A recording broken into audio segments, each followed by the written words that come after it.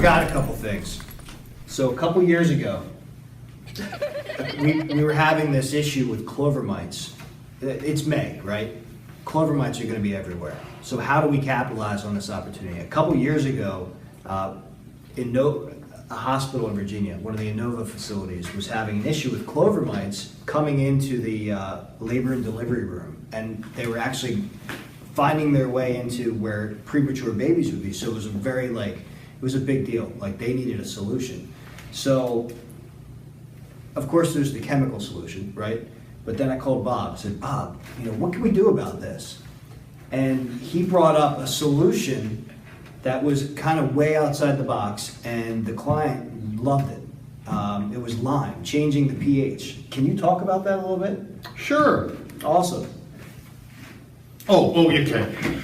Well, this is really interesting. You have flat roofs and the like, and the problem is, for a lot of these flat roofs, in this particular instance, it was an overhang that was by labor and delivery, if I remember correctly, and they were actually breeding on the roof because the roof held moisture for a long period of time, got leaves from the various trees that are hanging around that area off of Gallows Road, and needless to say, they built a good hefty population, high nitrogen and the like, and these things began to move.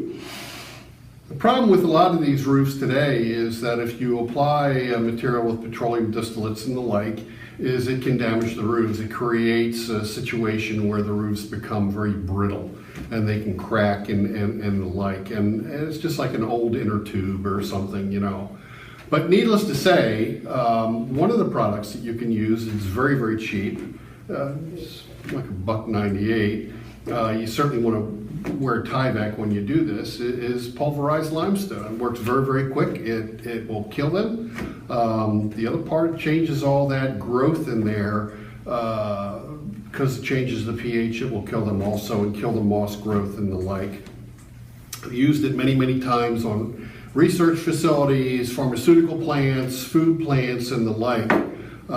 Is using that limestone. Now, to apply it, you have to kind of use a spreader, and this is one of the reasons why I say you need to really have Tyvek on. It's messy, I bet. Yeah, if not because you're going to look like a Pillsbury Doughboy when you come down, like Tim. Yeah. But anyway, what happens is one of the things is that you just measure off the roof and you apply it. And the nice thing about limestone is it really works and it's quick. You may still have to treat around windows if you can reach them from that flat roof. A lot of times there is access to those roofs because they have to be inspected on a frequent basis. That's those overhangs. Yeah. Now on the main roofs, they all have to have access points. And that's one of the things you want to go around is to see, what exactly is going on. Was up in a place in Walkersville, Maryland, where there isn't any stone area at all up there. It happens to be a lot of moisture coming off of their dryers that are blowing, and it's like a dehumidifier in a lot of ways in certain production areas. And the constant water flow, you have a lot of moss growth because the water will spread out over a long period of time. All you need to do really is to make sure that you have limestone in those areas. And change the conditions. Just change the conditions. That's all you really need to do. And it's cheap, it's very effective, and is it green? It is green. You're thinking outside the box. Yeah. And this is one of the things that you can actually sit down and say is, hey, really, you don't need pesticides. Here's something else that can be done. And we can do it preemptively. Right? Absolutely. Well, you can do it preemptively. You do it twice a year. Basically, you do it in the very early spring, and you do it in the early fall. If we're, and that's terrific. If we're responding, if we say we have like a 10-floor commercial building, they've got the flat roof, we utilize lime. If we're responding to a complaint on a suite on the 8th floor, right? All right.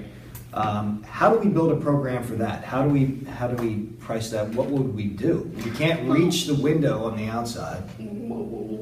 Yeah, well, you're not really going to do the window on the outside. You can treat around the window frame itself on the inside. You can actually underneath a lot of these windows, they're metal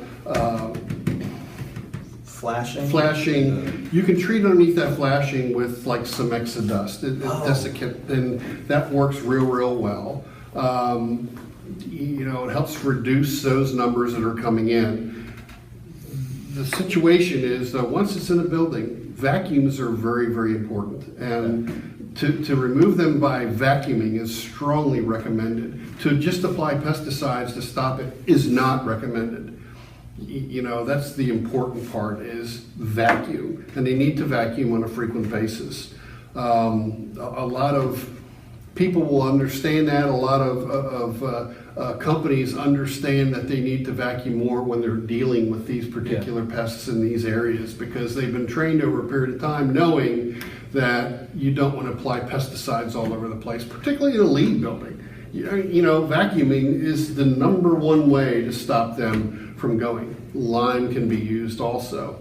The rest of the story goes, if you have a lot of planting outside of a structure, where they have these nice growing areas and the like, and grass all over the place, they have lawn care companies that come in, and what they do is they just over fertilize so much, and this is what causes a lot of the problems.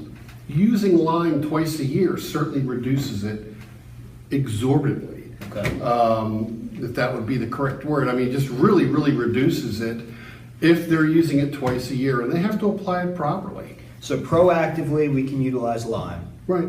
Reactively, we could do Cymexa. Underneath the windows on the inside, treat crack and crevice around the windows themselves on the inside. But that's it. We have vacuums. Vacuums work really So we could vacuum, utilize Cymexa, and it'd be a great way to help out our client right there. There you go. All right. Sorry we forgot.